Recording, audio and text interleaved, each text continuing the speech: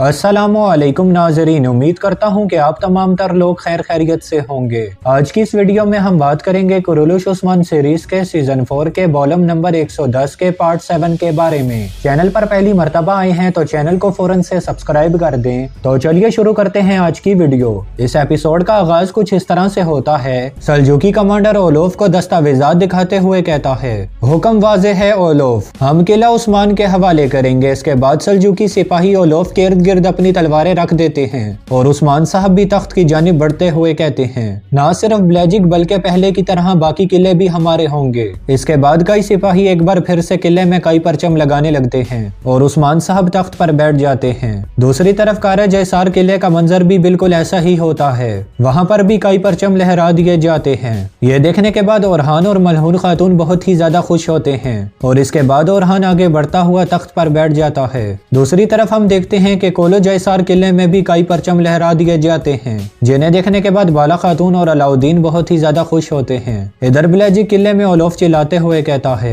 उस्मान मैं वो सब कुछ ले लूंगा जो कि तुम अभी ले रहे हो, तो हम तुम्हारे लिए अब ये पिछली बार से ज्यादा मुश्किल होगा। मैं किले के झंडे बनाने के लिए तुम्हारी और तुम्हारे लोगों की खाले इस्तेमाल करूंगा। यह सुनने के बाद उस्मान साहब कहते हैं, अभी तो तुम्हारे पास तुम्हारा अपना घर तक नहीं है, पहले तुम्हें अपने सोने के लिए छत तलाश करनी होगी ओलोफ, और मोहतात रहना कहीं भेड़िए तुम्हें काट ना लें। इसके साथ ही ओलोफ और उसके साथियों को सिपाही वहां से ले जाते हैं। उनके वहां से चले जाने के बाद तुर्गुत साहब एकतामूर से हाथ मिलाते हैं। दूसरी तरफ यनीशेर में उस्मान साहब के महल का मंजर दिखाया जाता है, जहां पर उस्मान साहब की बेटी तलवार साफ कर रही होती है। उसके साथ अलाउद्दीन और ओरहान भी मौजूद होते हैं। फिर वो मायूसी की हालत में ओरहान और अलाउद्दीन से कहती है, भाई मैं आपकी तरह तलवारबाजी कब करूंगी? मैं आप जैसी क्यों नहीं हूँ? क्या मुझ में कुव्वत नहीं? नाजरीन, ये तमाम तर बातें कमरे के बाहर खड़े कुमराल अब्दाल साहब भी सुन रहे होते हैं और फिर वो मुस्कुराते हुए कमरे के अंदर दाखिल होते हैं और कहते हैं, आप जिस कुव्वत के बारे में बात करती हैं वो कलाई की ताकत नहीं है मेरी बेटी। जिसकी कलाई मजबूत नहीं वो दुश्मन को कैसे शिकस्त दे सकता है? लगता है कि आपने शेर और जंगल के आदमी की कहानी नहीं सुनी। इस पर अलाउद्दीन जवाबन कहता है, जी हाँ हमने नहीं सुनी कुमराल अब्दाल। कुमराल अब्दाल साहब इस पर मुस्कुराते हुए कहते हैं, तो आइए मैं सुनाता हूँ। दूसरी तरफ ब्लेजिक किले में तुर्गुत साहब उस्मान साहब से कहते हैं, उस्मान साहब अल्हम्दुलिल्लाह हमने खोई हुई जमीनें वापस ले ली। तो उस्मान साहब जवाबन कहते हैं, जी हाँ आखिरकार हमने ले ली वो जमीनें जो कि आपकी वजह से खो दी थी। इस पर तुर्गुत साहब जवाबन कहते हैं, ये मेरी गलती थी लेकिन इसे ठीक किया जा सकता है उस्मान साहब। उस्मान साहब जवाबन कहते हैं, इस तबाही का सबब आप बने, आग में पानी डालने पर फख्र महसूस मत करना तुर्गुत साहब। तुर्गुत साहब इस पर कहते हैं, मैं देख रहा हूँ कि आप मेरी मदद कबूल नहीं कर रहे उस्मान साहब। ठीक है हमने वही किया जो कि हमें करना चाहिए था। जब तक हमारा मकसद एक ही है हम जितना कर सकते थे करेंगे। उस्मान साहब कहते हैं, बेशक हमारा मकसद एक ही है लेकिन रास्ते अलग अलग हैं, आपने उसका इंतखाब किया। इस पर तुर्गुत साहब कहते हैं, मैं नाराज था उस्मान साहब क्योंकि मेरे भाई ने मुझे नजरअंदाज किया। हमेशा गुस्सा वही काम करवाता है जिसकी वजह से बाद में पछतावा हो। इस बारे में आप भी बेहतर जानते हैं उस्मान साहब। उस्मान साहब जवाबन कहते हैं, लेकिन अपनी गलतियों की अदायगी का वक्त आ गया है, इंतखाब हो गया, फैसले मुकर्रर हैं, आप अपने रास्ते पर चलें और मैं अपने रास्ते पर चलूंगा। यह सुनने के बाद तुर्गुत साहब कहते हैं, गुस्सा? हाँ आपका जैसे दिल करे वैसे ही करें उस्मान साहब, मैं अब आपके साथ नहीं चलूंगा। लेकिन यह बात आप भी जान लें कि मेरे कोई भी ऐसा साथ नहीं है, मैं आपके खिलाफ कभी भी खड़ा नहीं होऊंगा। ये कहने के बाद तुर्गुत साहब पलट कर वहां से जाने लगते हैं तो उस्मान साहब कहते हैं, आपको अपनी भलाई के लिए ऐसा नहीं करना चाहिए तुर्गुत साहब। तुर्गुत साहब इस पर कहते हैं, ये बात जान लें कि जब भी आपको मदद की जरूरत पड़ी आप मुझे अपने पास ही पाएंगे। ये कहने के बाद तुर्गुत साहब वहां से चले जाते हैं। दूसरी तरफ सोगोत में ओलोफ इंतहाई गुस्से के साथ सराय में दाखिल होता है। इसी दौरान आउची उसके सामने आ जाता है तो वो धक्का देकर आउची को जमीन पर गिरा देता है। ये देखने के बाद सल्जूकी सिपाही उस पर नेज़े तान लेते हैं और सुल्ताना भी गुस्से से खड़ी होकर कहती हैं, तुम्हारी हिम्मत भी कैसे हुई? तुम क्या सोच रहे थे ओलोफ? ओलोफ जवाबन कहता है, जो किले आपने मुझे दिए वो अब उस्मान के हैं। यह सुनने के बाद सुल्ताना कहती हैं, ये क्या बकवास है ओलोफ? ओलोफ कहता है, मुझे बेवकूफ मत समझो। फिर आसमान सुल्ताना को फरमान दिखाते हुए कहता है, ये रही आपकी मोहर, उस्मान ने मुझसे किले छीन लिए। यह सुनने के बाद सुल्ताना फरमान को ओलोफ के हाथों से ले लेती हैं और फिर गुस्से से कहती हैं, हाँ उस्मान, तो तुमने इसे इसलिए चोरी करवाया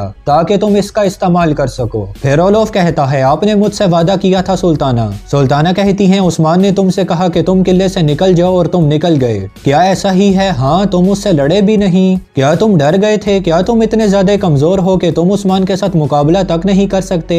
इस पर ओलोफ जवाबन कहता है मेरे साथ खेल मत खेलें, आपका चेहरा बेनकाब हो गया है सुल्ताना। वो तमाम तर सिपाही जो कि आपने मुझे दिए थे वो और उनका कमांडर सब उस्मान के साथ हो गए। आपने मेरे साथ ये कैसा खेल खेला, लेकिन याद रखना आप सभी को मेरी ताकत देखनी होगी। यह सुनने के बाद आसमान सुल्ताना गुस्से से कहती हैं होश में आओ ओलोफ, पागल मत बनो, ये उस्मान ने मंसूबा बनाया। अगर मैंने किले उस्मान के हवाले करने होते तो मैं खुद आकर तुम्हें रुखसत करती। फिर आसमान सुल्ताना गुस्से से कहती हैं उस्मान तुमने मेरी मोहर चुरा ली, तुमने चोरी और बगावत की है। मैं कसम खाती हूँ कि मैं यनीशेर को तुम्हारे ऊपर पलट दूंगी। मैं तुम्हारे कटे हुए सर को यनीशेर के दरवाजे पर लटकाऊंगी ताकि लोग तुम्हारी हालत देखने के बाद इबरत हासिल करें। तुम्हारे लोग भी तुम्हारे जिस्म पर लानत भेजेंगे। फिर गुस्से से औची को बुलाकर कहती हैं औची तैयार हो जाओ, मैं उस्मान का दिल चीर दूंगी, हम दरगाह पर हमला करेंगे। यह सुनने के बाद ओलोफ कहता है मैं भी आऊंगा सुल्ताना, मैं उस्मान से उसके किए का जरूर बदला लूंगा। सुल्ताना जवाबन कहती हैं ओलोफ तुम्हें देर हो गई है, उन किलों को उस्मान के हवाले करने से पहले तुम्हें तुम्हारी बहादुरी दिखानी चाहिए थी, अब तुम कहीं पर भी नहीं जाओगे। दूसरी तरफ कोनिया महल में वजीर सावेली सुल्तान से कहता है उस्मान साहब खुद अदाकारी करते रहते हैं मेरे सुल्तान। सुल्तान इस पर कहते हैं मुझे मेरे चचा मसूद के बारे में बताओ, क्या तुमने उन्हें ढूंढ लिया? हाँ। सावेली जवाबन कहता है समागर उसे ढूंढने के बिल्कुल करीब था, लेकिन उस्मान ने उसे धोखा दिया और उसका सर उतारकर वालिदा सुल्ताना को तोहफे में भिजवा दिया। यह सुनने के बाद सुल्तान गुस्से से कहते हैं उस्मान अपनी हद से बढ़ गया है। सावेली कहता है मेरे सुल्तान सिर्फ इतना ही नहीं बल्कि उस्मान ने आसमान सुल्ताना की मोहर चोरी करके उसे अपने हुक्म के तौर पर इस्तेमाल किया और उस हुकूमत का इस्तेमाल करते हुए आसमान सुल्ताना से किले वापस ले लिए। वालिदा सुल्ताना यनीशेर के लिए बड़ी फौज का इंतजाम कर रही हैं। सुल्तान जवाबन कहते हैं जब मैं हकीकत में लोगों के हकूक का ख्याल रख रहा था उस्मान तब तुमने बीच में आकर गंदगी फैला दी। ये आग तुमने शुरू की है याद रखना, लेकिन मैं भी वो हूँ जो भड़क उठूंगा।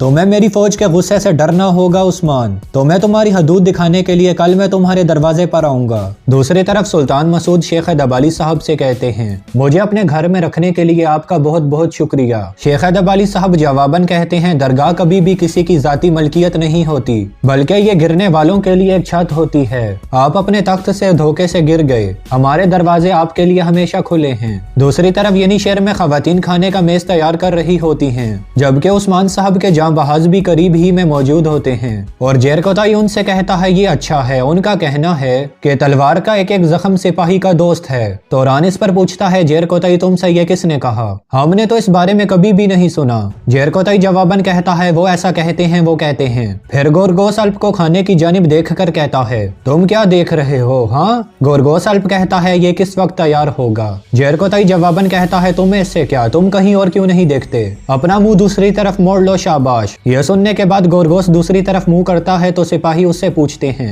गोरगोस भाई हमें यह बताओ क्या तुम्हारे बच्चे हैं? गोरगोस अल्प जवाबन कहता है फराइज को सर अंजाम देने की वजह से मेरे पास शादी का वक्त नहीं है मेरे भाई। जेरकोताई इस पर तंज करते हुए कहता है हाँ इसके पास वक्त ही नहीं है। फिर गोरगोस कहता है अलबत्ता मुझे शादी कर लेनी चाहिए, शादी का वक्त आ गया है। यह सुनने के बाद शामिल सिपाही आगे बढ़ते हुए कहता है अगर तुम उस्मान साहब से कहो तो वो तुम्हारी शादी को यकीनी बनाएंगे। यह सुनने के बाद तमाम लोग जोर जोर से हंसने लग जाते हैं। फिर जेरकोताई कहता है कोई भी तुमसे क्यों शादी करेगा, तुम्हारी उम्र बहुत ज्यादा है और कद बहुत छोटा। गोरगोस अल्प इस पर कहता है अब तुम मुझसे मार खाओगे। तो जेरकोताई कहता है आगे बढ़ो मैं हाजिर हूँ। यह सुनने के बाद वो गुस्से से एक दूसरे की जानिब बढ़ते हैं तो सिपाही उन्हें रोक देते हैं। इसके बाद तमाम लोग खाने की दस्तरखान पर बैठे हुए होते हैं तो उस्मान साहब उनसे कहते हैं उनका ख्याल था कि वो हमारी आजादी छीन सकते हैं, लेकिन उन्होंने हमारी बहादुरी को कम समझा। अल्लाह ताला का लाख लाख शुक्र है कि हमने अपने किले उनसे वापस ले लिए। इसके बाद तमाम लोग बिस्मिल्लाह पढ़कर खाने का आगाज करते हैं। तभी बाईसुंगर सिपाही दौड़ता हुआ कमरे के अंदर दाखिल होता है और कहता है जनाब दरगाह पर छापा मारा गया है। यह सुनने के बाद तमाम लोग बहुत ही ज्यादा परेशान हो जाते हैं। यह सुनने के बाद तमाम लोग खाना छोड़कर खड़े हो जाते हैं और उस्मान साहब उससे कहते हैं ये तुम क्या कह रहे हो? अगर सुल्तान मसूद और मेरे शेख को कुछ भी हुआ तो मैं उन पर आसमान गिरा दूंगा। तो नाजरीन इसी के साथ इस बॉलम का इख्तिताम होता है। हमारी कंप्लीट वीडियोस आपको कैसी लगी हमें कमेंट्स में बिल्कुल बताइएगा। इसी के साथ मैं मिलता हूँ इंशाल्लाह आपसे नेक्स्ट बॉलम में। तब तक के लिए आप सभी लोग अपना ख्याल रखिएगा। अल्लाह निगहबान।